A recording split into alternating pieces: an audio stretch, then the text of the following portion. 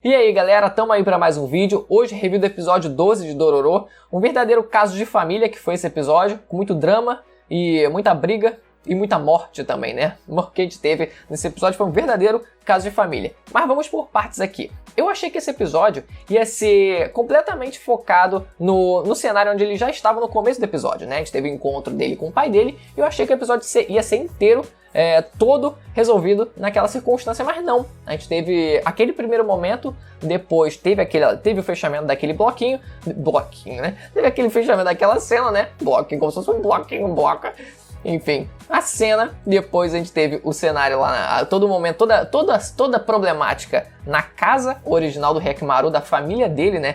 Como eles vão discutindo, como eles vão tentar resolver essa situação, né? A reação deles a tudo isso que está acontecendo. E depois o encontro novamente no final do episódio com mais gente envolvida. Mas no comecinho, o primeiro confronto que a gente teve, na verdade foi bem curto, né? Dele tentando atacar o pai dele. A representação, a parte mais legal desse momento foi realmente o momento em que ele tenta atacar o pai dele por trás, cara. Tenta atacar o pai dele por trás e naquele momento a representação visual do Hyakkimaru era como se fosse um fantasma voltando para assombrar a vida do pai dele. E a imagem que aparece é justamente a imagem do bebezinho, cara, do Hyakkimaru ainda bebezinho assombrando a vida do pai dele. Foi muito rápida aquela cena, mas muito bacana, foi muito legal a jogada que eles fizeram ali para realmente criar um simbolismo ali, através de como o pai dele estava vendo tudo aquilo acontecendo. Foi muito legal mesmo. Mas não teve muito mais além daquilo, né? Depois a gente teve o fechamento daquela cena, daquele bloquinho, né? Daquela resolução, e depois a gente parte pro pessoal voltando para casa e como cada um deles lida com isso. Primeiro, o Tahomaru.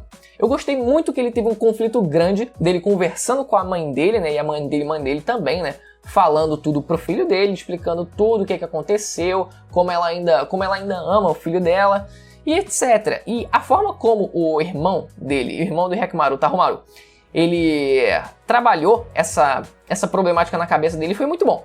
Ele teve um conflito durante o episódio, a gente sabe como terminou o episódio, mas foi bom que ele teve esse conflito se questionando mesmo, né? Pô, caraca, tudo bem, é um mundo cercado de violência, mas ainda assim, cara, meu pai tá tentou matar o meu irmão, sabe?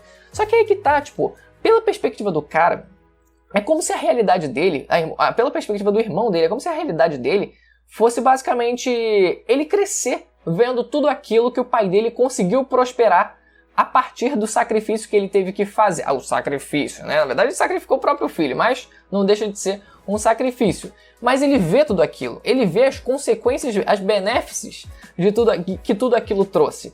E apesar de ser o irmão dele, ele nunca cresceu com o moleque, sabe? É um choque, apesar de ser um choque de saber que é de fato irmão dele, ainda é algo distante para ele. Ainda não é algo tão íntimo, não é como se ele sentisse uma ligação familiar, que ele cresceu, não é diferente, é diferente. Então, ele tem esse conflito durante o episódio inteiro e no final ele acaba se decidindo e foi até muito maneira como ele apareceu no final do episódio, tipo, o Hyakkimaru ia enfrentar o pai dele, mas ele chega na frente e fala, não, eu tô do lado do meu pai, e acaba tomando a frente naquela situação e meio que o pai dele acaba deixando, né? Não deixa de ser uma pequena, não é uma guerra aberta, né?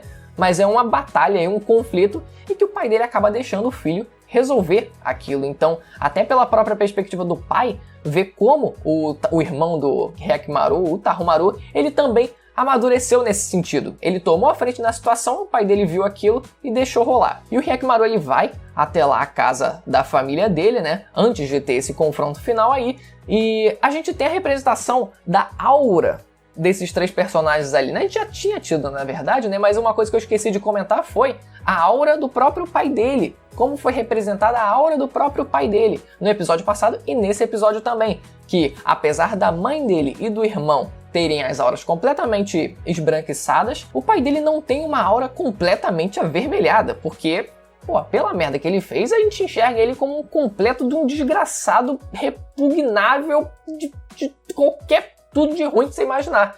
Mas não, a maior parte da aura dele ainda continua sendo algo brando, assim como a mãe e o irmão dele. Só que ele ainda lá no fundo tem um pingo de maldade na aura dele. E no final do episódio, a gente parte para o segundo confronto, onde o pai dele leva muito mais gente do que no começo do episódio, o que eu senti que foi um tanto um desperdício de gente, porque no fim das contas eles não fizeram grande coisa.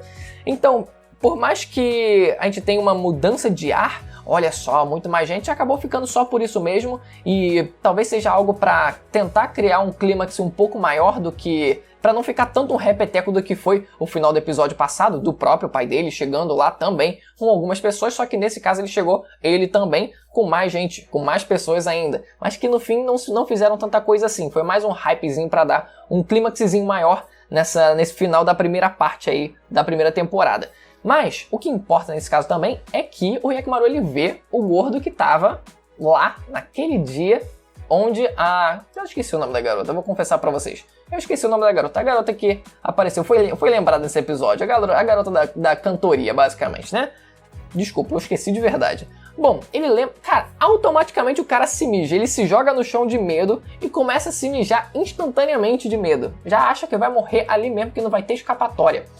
E naquele momento, o Hyakkimaru, ele... Cara, mais uma vez a Dororo, hein? Tem que segurar ele para ele não virar um monstro, para ele não despirocar. Mas antes da gente ter esse confronto em si, a batalha em si, todo o plot daquele outro molequinho que apareceu no episódio passado, que teve o plotzinho também desenvolvido durante esse episódio, ficou preso junto da Dororo, e teve também a galera dele, né, a turma dele lá, o clã dele, sendo massacrado no paredão, basicamente, eu senti que foi meio que um suporte para toda a trama que a gente teve nesse episódio e no episódio passado também, né, que fecha um ciclo aí, né, nessa historinha, até o próprio nome do episódio, né, parte 1, parte 2, eu senti que foi muito um suporte, não foi tão, não ocupou tanto tempo assim do episódio, eu não me senti incomodado com, meu Deus do céu, perdeu tempo mostrando tudo isso, não, foi mais um suportezinho, mas...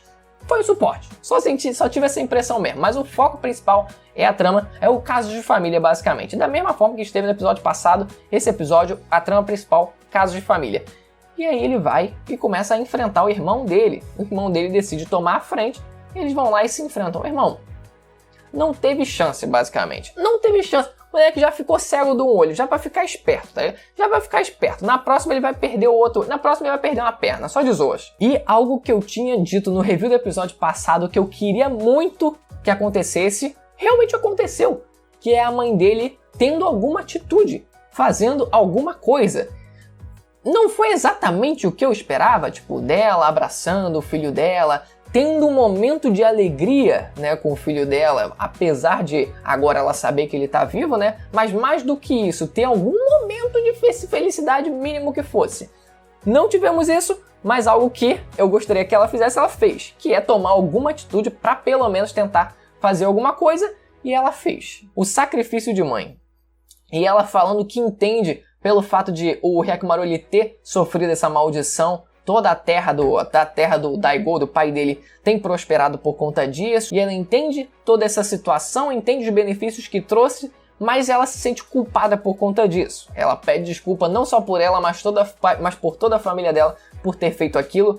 E cara, ela apesar de entender as circunstâncias, de tudo que está acontecendo ali, os prós e os contras basicamente, né? Ela entende a miséria que foi todo o passado daquela terra, então ela decide pelo menos fazer o quê? Se sacrificar para dividir essa dor que ela compartilha agora com o filho dela. Acredito que ela tenha morrido.